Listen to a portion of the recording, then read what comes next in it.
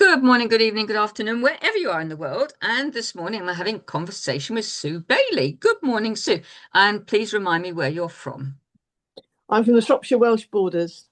Right, from the Shropshire Welsh borders. Good morning, Sue. How are you doing? I'm doing fine. When I Good. say borders, I mean literal because my postcode is in Shropshire and my house is in Wales. I am literally on the line. Oh, wow. I've never heard of that before. That's quite unique. So I've got a Shropshire SY13 postcode. I won't say Yeah. the rest. And yet I pay my council tax. I get medical treatment from Wales.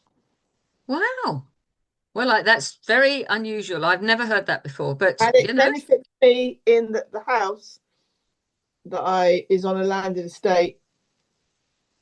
I probably pay I don't want to jinx this, but I probably pay for a three-bedroom cottage on a landed estate what I'd pay for one room in a house in England. oh, hmm, yeah. So I don't know how it works that way, but when Clive's kids come up to stay, and they say, "Are you going to stay here?" and I said, "I don't know. It's X a month because we rent it." They said, "Well," because they live in London and Bristol and Southend and stuff, and they would say, "Well, you wouldn't get a room in a house for what you pay." Is usually their reply, so that's how I know. Yes, yes. But Ah, I'll stay here, and when I want city life, which I occasionally yearn for, I'll use my train pass and go yonder. go yonder. Exactly. Exactly. Well, what I normally do is ask a question which sets us off. So my question to you is, what is it you enjoy doing when you're not working? Well, that's a very interesting question um, because I'm not usually stumped for words, but the reason I'm chuckling inside is that I'm retired. So in some people's minds, I'm not working, Hmm. but I set up Autism Family Dynamics in 23, but haven't really done any earning from it yet because my husband was ill and died in January. Um, and I'm just getting it going again. And so you could say I am working. So, but what I would do where there was money attached to it or not, and I proved it in the last 2 years because I kept doing it even when not much money exchanged hands. Um, is I would use my voice, my paintbrush, and my pen to help individuals and families with non with neurodiverse mindsets be understood by everybody. Mm. And that's what I've been doing. That's sort of what I was doing at work because although I was a careers advisor in the more general sense, I always got the hardest to help. I always got the ones that had been trafficked. I always got the ones that were struggling at home, the Mm. ones that were living isolated. The whole. Think. I don't know if you remember the TV program Grange Hill. Yes. Well, let's say those kids found me, Mm. and so I cut my teeth on some pretty heavy cases, and um, yeah, so that's what I did to earn money for the last 24 years of my working life, and I'm not doing exactly the same, but that vibe is in it. Mm. So what do you do when you're not doing that? When I'm not doing that, it's very hard to separate, you see, because Yes, this is there's a fine line, isn't it? this is where my butt is starting to wriggle because I don't know, don't normally get stuck, but it's like I could say I paint. There's about 35 pieces of abstract art in this house that I've done. Oh wow. Yeah. But where are they beginning to add where are they beginning to end up? They're beginning to end up in books like this one, Misunderstood No More. So, for example, Mhm. I would do some abstract faces and then do some prose, or I'd do some prose and then do an image or a photo. To that Which, prose. yeah. So Right. usually, so I might find myself writing Mhm. and think, well, I don't know where this is going to go, but it's come out of me. Yes. At one point, I had about 280 pieces of things like that. So the first book really is a compilation of the first sort of 50 of those. And then I started thinking, well, actually, this could be further developed by art, because some people will get the message through the art and the symbolism, and some will get it through the words. Mm. So both those things started to get involved. I'm also a black belt in Nia, which I'm doing a black belt level 2 actually later this month online with people from Europe and America, and it comes out of, I think it's coming out of Portland, Oregon. But I'm one of these people. I mean, Debbie, if she sees this, will probably tear her hair out. I'm one of these people that doesn't do Nia for months and months and months, and then goes and does a belt. So And just briefly explain what that is. okay, so Nia is a mixture of dance arts, healing arts, and martial arts, and Oh, it's like a choreography that gets created with those. So there's 3 dance arts, there's 3 healing arts, and there's 3 martial arts.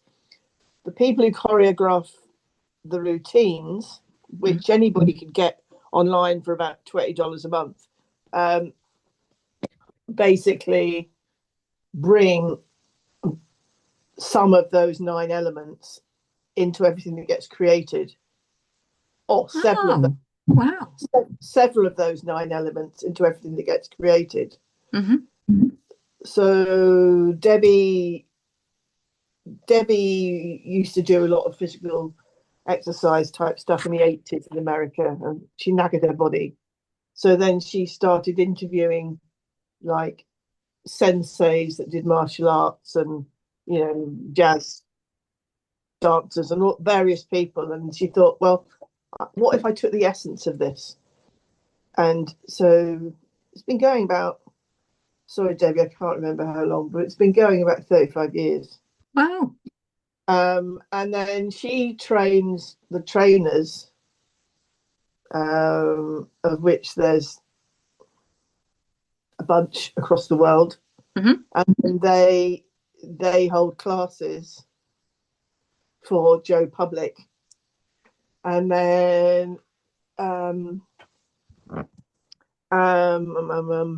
then which is what I did for a while, and then they have a belt system which the trainers teach over a few days or online since COVID, and you get white, green, blue, brown, black, and then an upgrade to black 1 and upgrade to black 2, and that's what I'm doing this month. Right. But like, Gosh. that's like something I started in the 19 no, no, 2009, I think. So quite a 2009. while then. Yeah, but it's something I pick up and put down. So I might go 6, 9 months and not do it, Yeah. And and and then of course, if that's something that it lends itself to that, then you can feed into that way. basically I can go. I pay £17 a month to be on this thing that's really for public, and it's cheaper than going to other people's classes. Let's put it that way. Yeah. Sorry, folks. Um, and um, and there's something every day if you want it. So and because I'm going to start doing a belt for 2, I think they're doing it 2 hours a week over 8 weeks or something. Mhm. Whereas when it was in person, they'd do like Sunday evening to Thursday morning or something. And you'd go like, you know, get there for 8 in the morning and finish at 7 at night or something. Do you know what I mean? But Yeah. they're breaking it up online in 2 hour chunks. And they're doing 2 hour chunks twice a week over a shorter period this time. Whereas before they did 2 hours a week over a longer period. So because of that, I will probably do a few online classes because I know what the steps are. I know, it's all based on 52 steps.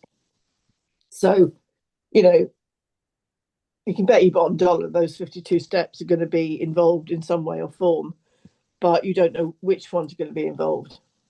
But I wouldn't teach it because I don't practice it enough. And also I struggled. This is really bizarre.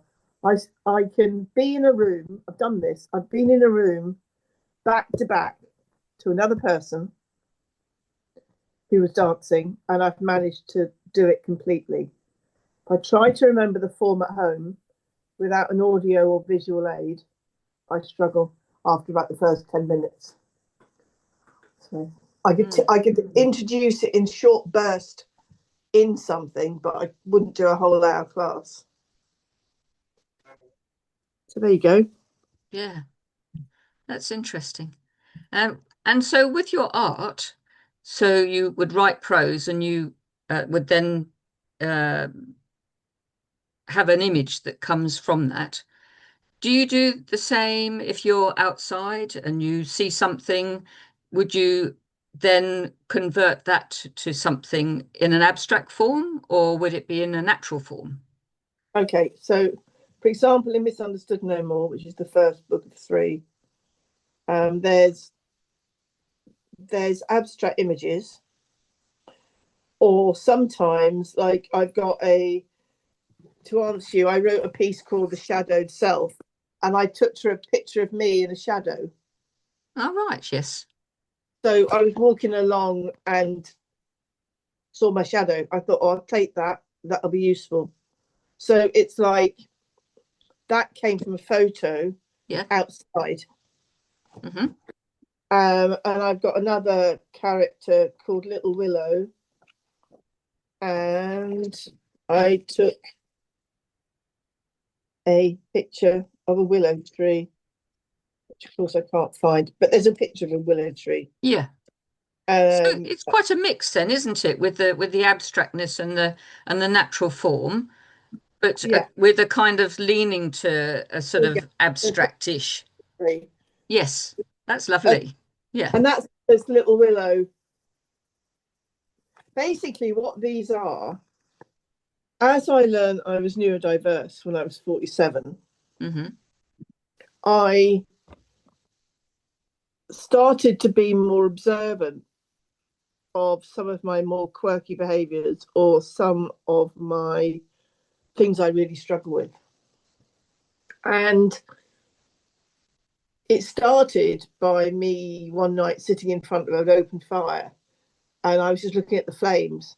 And this character called Phoenix Poppy, like Phoenix in the ashes, Yes, Phoenix Poppy, yes. Yeah. emerged. And that's how it started. And then I Mhm. started recognizing times like I used to have panic attacks on motorways. So I would do the minimum of my journey on a motorway. If I have to do 2 or 3 junctions, that's fair enough. But I wouldn't do a journey on a motorway. Mhm. And so I suddenly did this character called Terrified Tina. Do you see what I mean? Yes. Or and so they come from lived experience, Yeah. um, and they come from um, doing a lot of shadow work to integrate the side that I used to be ashamed of, but I'm no longer ashamed of. Hmm. That's a good form, isn't it, of actually explaining to other people that perhaps don't understand the wording, but they can understand from an image. Well, maybe I'll tell you a couple of other people's words because my words are just my words, aren't they? But I'll just read a couple. It said, "Misunderstood No More, Untangled by Love" is a tour de force from Sue Bailey, intensely personal and at the same time universal. Her prose surprises, inspires, and touches your heart. The completely original and expressive paintings deepen our understanding of deep aspects of Sue and ourselves. You may recognize yourself in this book or learn how others experience the world. It's fresh, it's uplifting, and it may alter the way you think. And another one is, she offers her life, she being me, she offers her life to be a co worker with spirit. As someone who witnesses, mentors, and encourages others, it doesn't get any better than that. And that's the essence of Sue Bailey. Sue throws her heart, soul, and gifts into this beautiful work of written words and dynamic imagery. I've got about 8 of them, but I won't bore you. But you know what I mean? Yes, yes. That gives you a flavour that are not my words. Mm. It's fascinating, isn't it? And I suppose any of us really can do that. We can write words, and then we can from the wording we can then create an image from that. And I suppose it's telling the story. It's extending the story, isn't it? Because some people are word learners and some people are visual learners, so they will learn more from the picture than they would from the words, and vice versa. But what's I agree totally. But what's also most interesting is that those paintings were done without the intention of them being a partner to something. So the paintings that are in that book might have been done any time since 2017, which is the first time I picked up a paintbrush. Mm-hmm. And so they may have been done any time in the last 9 years. And the writing may have been done any time in the last sort of 10 years. Right. But I was thinking of the other when I did it. And so some writings are there, but they still need a painting, because the paintings I have, I can't make an argument that they go together. Yeah. They have to go together. I wouldn't just throw them together. No, of course. Or I have paintings that I haven't done writing for yet because they weren't intended to be used like that, which is why I've got a trilogy. Okay, gotcha. Okay. And so it's Misunderstood No More, Mute No More, and Fragmented No More. And I did put the first 2 on Amazon. Then I pulled the second one back because there wasn't any art in it. So now I'm doing the art, and then I'll put it back out again. Right. It's fascinating. Really fascinating. That still links to my core thing about, giving people permission to be real and Yes. helping people, whether they're neurodivergent or not, understand the other side. Yes. And do you find people understand more from seeing the two together? I think they do, because sometimes they talk about the symbolism and some of the words, and sometimes they only want one or the other. Mm-hmm. I mean, I've got a friend who is dyslexic, and when he looks at it, he glimpses at the words for the first few pages, and then I see him staring at the art for the rest. Yes. Yes, so I suppose he would get the gist of it from the few words that he would read, and then he would get the rest of it then from the image. Yeah. Yeah.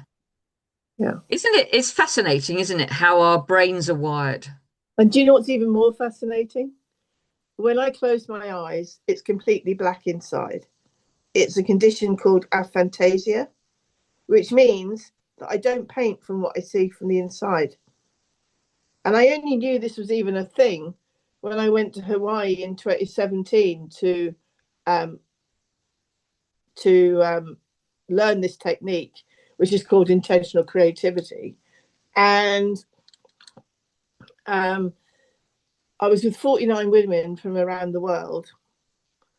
And some of them were almost in tears on occasion, because they had an idea in their brain of what they wanted to get on the canvas and they couldn't make it work. I said, well, what are you on about? I mean, I'm not, didn't bark, but it was like, No.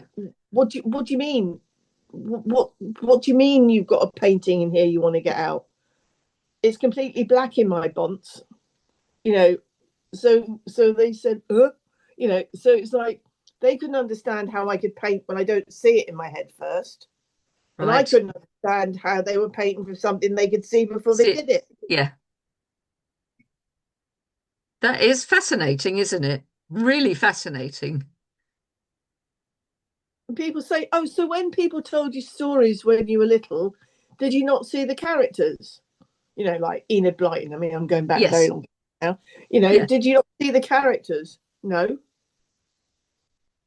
I'd You hear just their voices, or I'd feel what was going on atmospherically. But no, I wouldn't see them. And then they'd go, but you know, I don't see them. But I suppose if you're